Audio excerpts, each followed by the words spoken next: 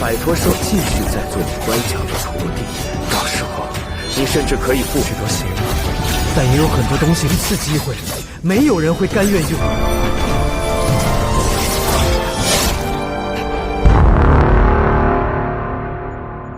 快走！我不想死。请好好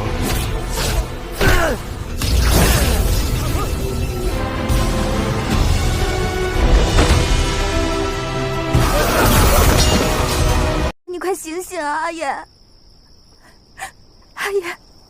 Xiaohong mengatakan bahwa Li Yuan banyak mengkonsumsi pil 9 hati iblis untuk menguji khasiat dari pil iblis tersebut. Tak lama Li Qi menggunakan darahnya untuk menyelamatkan Li Yuan. Setelah beberapa hari, Li Yuan akhirnya tersadar. Li Qi menyarankan agar Li Yuan menjalani kehidupan yang baik dan menemukan penawar pil iblis karena saat ini dunia persilatan sedang mengejarnya. Li Qi yang belum mendengar kabar keberadaan Chu Yin yang sempat mencarinya mencoba meminta bantuan Su Qi. Ternyata sejak berada di kota Raja Pedang, Li Qi yang menyelamatkan Su Qi, menyuruhnya untuk menyusup ke sekte Peng Liu. Su Qi pun bersedia melakukannya demi membalas dendam atas apa yang dilakukan sekte Peng Liu kepada ayahnya. Tak lama dia mendapat pesan dari Su Qi bahwa saat ini sedang dalam perjalanan ke Taman Xipeng untuk memusnahkan sisa-sisa murid sekte Peng Liu dan mencari Qi Yun. Tanpa Li Qi ketahui, Su Qi tiba-tiba diserang oleh Pucuy.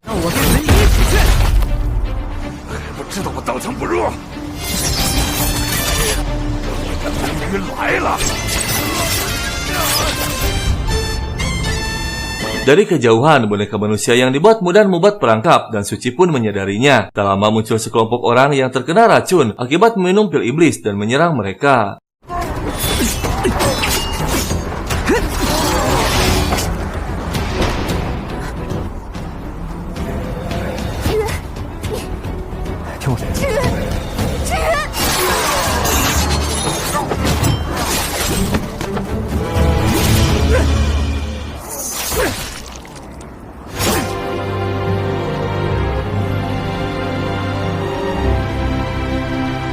Chu Yin berhasil melumpuhkan mereka semua, namun energi jahat yang keluar dari tubuh pengikut sekte Peng Liu terserap olehnya. Dari kejauhan, Li Qi melihat pembatas yang dibuat oleh boneka manusia dan tak lama dia pun menerobos pembatas tersebut. Li Qi melihat reaksi tubuh Qi Yun sama dengan apa yang dialami oleh Jiang Cheng.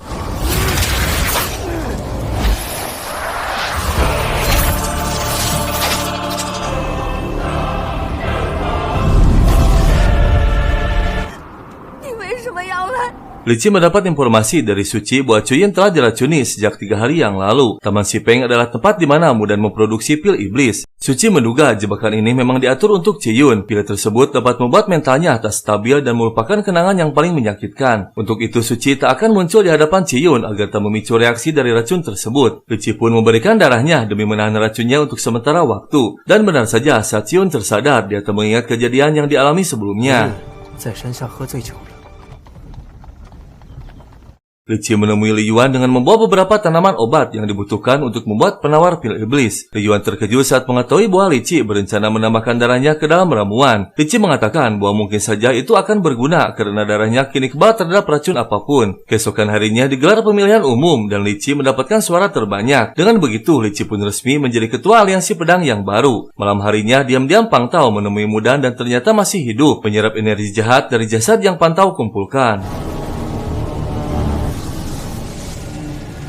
Ternyata Pang Tao selama ini hanya berpura-pura bergabung dengan aliansi pedang. Mudan mengetahui bahwa Li Yuan telah bekerja sama dengan Li Qi. Pang Tao memberitahu Mudan bahwa kondisi Li Qi saat ini mungkin lemah karena menghabiskan banyak darah untuk menekan racun di dalam tubuh Qi Yun. Dia menduga Li Qi akan menemui Li Yuan untuk memintanya menyelesaikan obat penawar. Dengan begitu Pang Tao bisa membuntutinya untuk menemukan keberadaan Li Yuan. Karena efek dari racun pil iblis bisa membuat emosi tak stabil, Li Qi terpaksa mengurung Chu Yin agar tak terjadi keributan dan menakuti para murid aliansi pedang. Chu Yin terlihat pasrah dengan kondisinya saat ini, namun Li Qi meyakinkannya bahwa dia akan segera menemukan penawarnya. Keesokan harinya, Li Qi mendapat laporan bahwa Chu Yin kambuh hingga melukai penjaga dan melarikan diri. Shitan mengetahui dari penjaga bahwa Pang Tao semalam sempat ingin menemui Chu Yin, namun mereka tak mengizinkannya masuk.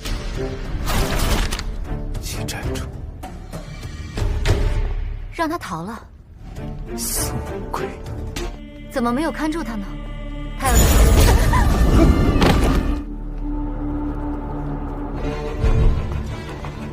Li Qi meminta Yan Ping pergi memberikan resep obat yang telah dipelajari tabib Sui pada Li Yuan. Sementara dia akan mencari Ciyun. Su Jin yang tak sengaja melihat Yan Ping tergesa-gesa memutuskan untuk mengikutinya. Namun di tengah perjalanan tiba-tiba Gumudan muncul.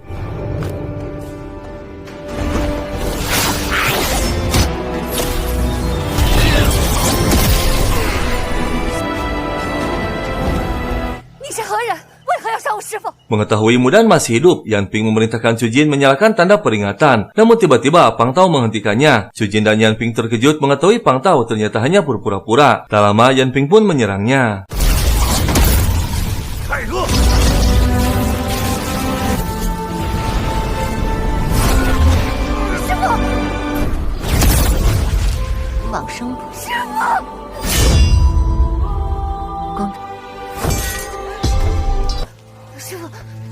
Pang Tao memberikan pedang pada Su Jin dan mengatakan bahwa dirinya akan membiarkan Su Jin hidup asalkan Su Jin menghabisi Yan Ping. Yan Ping pun meyakini bahwa Su Jin tak akan menurutinya hingga dia pun merebut pedang dengan melukai dirinya sendiri dan tak lama dia pun tewas.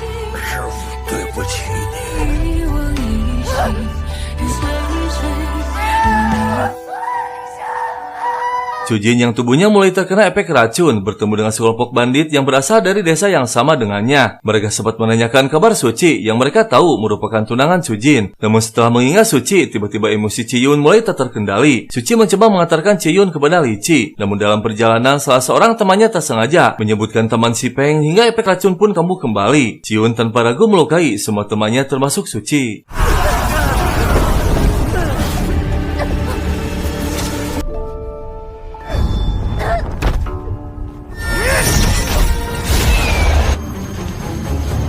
Li Qi tak ingin menyaksikan hidup Ciyun berakhir seperti Jiang Cheng ataupun berubah menjadi monster seperti Raja Pedang. Untuk itu dia terpaksa mengakhiri hidup Ciyun dengan pedangnya. Sementara Xiao Hong yang menunggu kedatangan Yan Ping terkejut melihat kedatangan Pang Tao.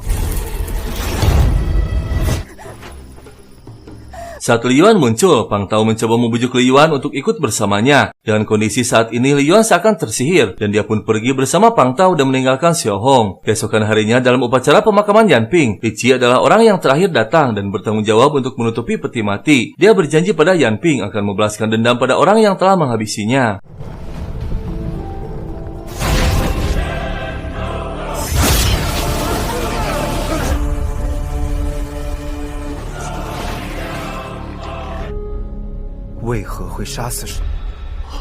Setelah Li Qi pergi, Pang Tao yang merasa terpojok dengan perkataan Li Qi mencoba kembali mengarang cerita. Dia mengatakan bahwa beberapa hari ini Li Qi seringkali meninggalkan aliansi pedang Zhong Yuan adalah untuk bersekongkol dengan Li Yuan dan menghabisi Yan Ping. Sementara itu Li Qi menerobos penjagaan untuk menyelamatkan Li Yuan.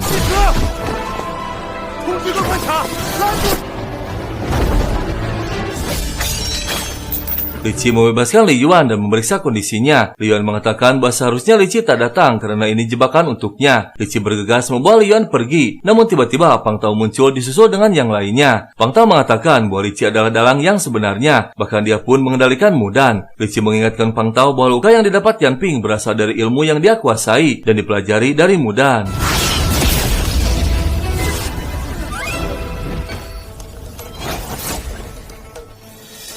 Puju meminta Li Qi untuk menyerahkan Li Yuan menyelidiki kasus kematian Yan Ping. Li Qi menolaknya karena Li Yuan satu-satunya orang yang bisa membuat penawar racun pil iblis. Demi mempertahankan Li Yuan, dia bahkan rela kehilangan kedudukannya sebagai ketua aliansi pedang. Saat Li Qi akan mulai menyerang, tiba-tiba luka di tubuhnya kambuh. Pang Tao menggunakan kesempatan tersebut untuk melumpuhkan Li Qi.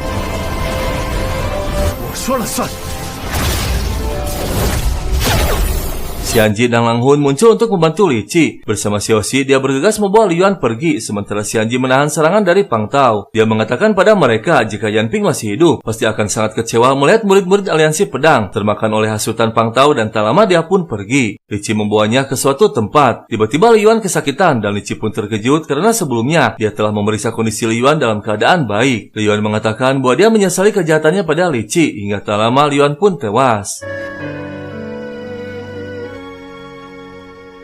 Dan tiba-tiba Li Qi teringat tanda mata emas yang ada di dahi Yemo berbeda dengan dirinya. Dia mencoba kembali memikirkan fungsi alat pembalik mimpi yang dibuat oleh Qian Kun. Dia menyadari bahwa alat tersebut bukan hanya bisa melintasi masa lalu, melainkan masa depan. Akhirnya Li Qi pun mencoba melintasi masa depan.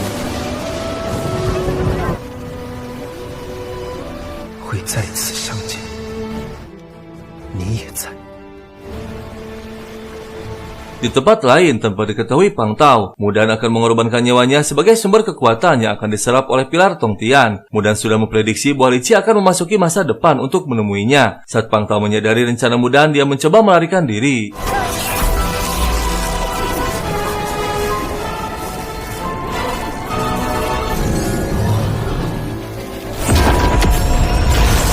所做的一切都被你猜到了。这并非滴水不漏，反而 Li Qi mendapati bahwa ternyata Xiaoxi adalah Yemo. Ternyata saat Xiaoxi muncul untuk membantu Li Qi menyelamatkan Li Yuan, dia justru diam-diam melukai Li Yuan. Namun sampai saat ini, Xiaoxi masih mengagumi Li Qi dan memanggilnya guru. Li Qi mencoba mengikuti cara Pang Zhao mendidik murid-muridnya bahwa manusia pada dasarnya memiliki sifat baik. Namun Xiaoxi tak mempercayai dengan semua bentuk emosi yang dimiliki manusia, hingga dia pun menyerang Li Qi.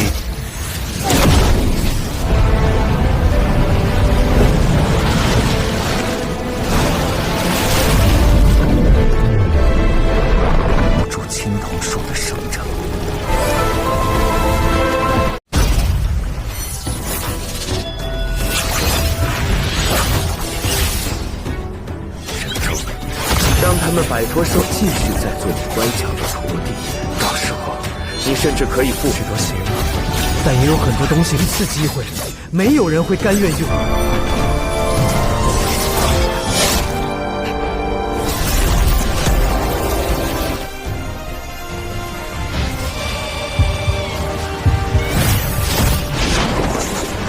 牵出虚空之上的玄氏红州之力，我要的。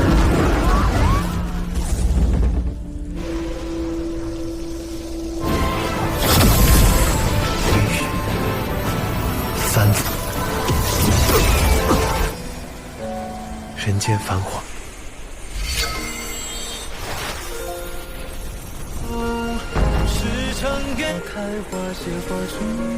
Setelah melumpuhkan Xiaoxi, Li Qi berpikir untuk kembali ke masa lalu dan mengubah takdir dengan memutuskan untuk tak turun ke Xianzhou. Kini dia akan mengunci dirinya di dalam alat pembalik mimpi agar semua orang-orang terdekatnya tetap hidup dan tak berakhir seperti saat ini. Dan kisah film pun selesai.